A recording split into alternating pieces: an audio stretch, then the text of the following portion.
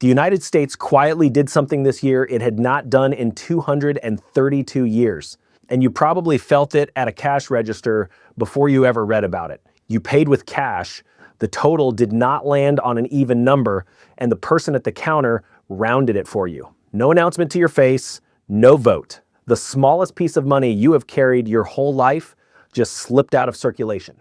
And here is the part almost nobody is saying out loud. The reason it left is the same reason the old ones sitting in the coffee can on your counter are now worth about 4 times what is stamped on them. Not the bright new pennies, the old dark ones. And nobody has come for them yet. Stay with me because in the next few minutes, you are going to learn exactly which pennies are the valuable ones. How to tell them apart in about 10 seconds at your kitchen table. The single federal law that trips up almost everyone who tries to cash in, and a 60-year-old story that tells you precisely where this goes next. If your grandfather kept a jar of change and everybody rolled their eyes at him, you were about to find out he was onto something. Here is why the coin died. The mint, the part of the treasury that makes the nation's coins, was spending 3 cents and 69 1/100ths of a cent to produce a single 1-cent piece, losing money on every one. So on the president's direction back in February, the Treasury ended it. And the last circulating penny was struck at the Philadelphia Mint on November 12th. That is done. But roughly 300 billion pennies are still out in the world by the Mint's own count, and the shortage is already biting. Fast food counters and big box stores have started rounding cash to the nearest nickel because they cannot get pennies from their banks. Since the banks cannot get them from the Federal Reserve, America's central bank, McDonald's is rounding. Kroger is asking you to bring exact change. No new pennies will ever be minted again. Now the number that matters.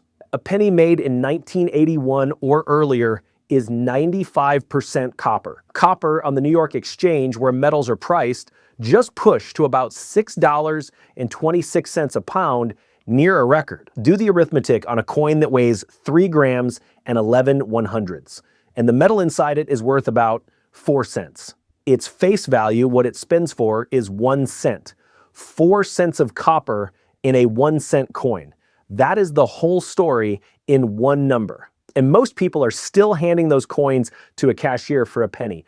Understand what that gap really is. This is not a cute coin collecting story. It is what it looks like when money gets hollowed out and the hollowing finally becomes small enough to hold in your hand. The same gap between what a dollar says and what a dollar is worth is opening everywhere. The penny is just the first one small enough to see. Here is the reassuring version you will hear, and I want to be fair to it. A penny is still a penny, worst case. So your downside is basically nothing. Bulk copper cents only trade for maybe 1.5 to 2 times their face right now. And $100 of them weighs about 68 pounds. Hey, real quick, sorry to jump in, but if you understand that all of this chaos that's going around us is going to severely affect real estate valuations, and you'd like to be ahead of this game, learn about it, the cycles, when to buy, when to sell, links down below for the real estate crash bundle. 4 courses that I've put together for one insanely low price. I want to earn your business. Check them out. You won't be disappointed. And hey, if you want, within 30 days, I'll blow your mind. If you're like, this isn't going to change my life, Ninja, send us an email. We'll refund your purchase. That's how crazy of a deal it is. All right. Within 30 days. All right. Let's get back to the video. So this is not a get rich quick thing. All of that is true. But nostalgia does not get a federal law written about it. The government only bans melting a coin when the metal has started to win, and it did exactly that. Which brings me to the story that tells you where this ends. 60 years ago, Washington ran this identical play on silver. The Coinage Act of 1965 pulled the silver out of dimes and quarters. And on July 23rd of that year, President Johnson stood up and assured the country there would be no profit in holding the old silver coins out of circulation. He was wrong. There is an old rule in economics called Gresham's Law, and it says, when 2 versions of money exist side by side, people spend the cheap one and quietly keep the valuable one. That is exactly what happened. The silver coins disappeared from pockets within a few years. Treasury even banned melting them in 1967. then lifted that ban in '69. And today, a 90% silver dime melts for more than 40 times its face value.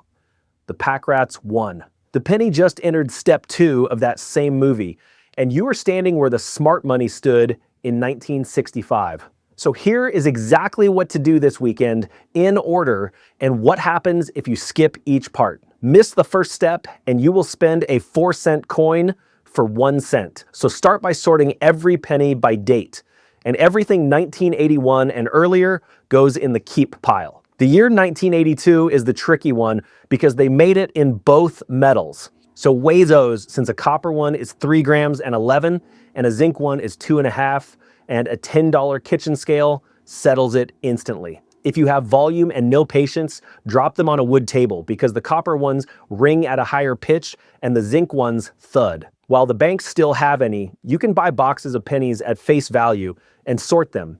But that window is closing because no new supply is coming. Now the part that will keep you out of trouble. Do not melt them.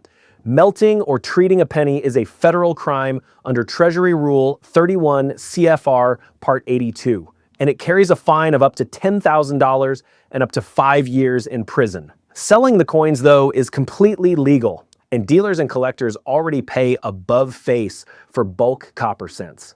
And the last thing, watch 2 triggers. If copper pushes towards $7 a pound, or if anyone in Washington floats a bill to recall or demonetize the penny, the value of that jar reprices overnight. And Goldman's metals desk already sees copper climbing above $14,000 a ton later this year. So picture 2 people a few years from now, standing over the same coffee can of change. One of them spent it a nickel at a time and never thought about it again. The other one spent a single weekend sorting it, kept the copper, and waited. The jar cost nothing, the sorting costs an afternoon, and the last time this country ran this exact play, the people who waited were paid more than 40 times over. The coin they told you was worthless is the one the government made it a crime to melt. When your money starts telling you the metal is worth more than the message, the only question that matters is whether you are listening. Bad money circulates. Good money hides in coffee cans. Economic Ninja is out.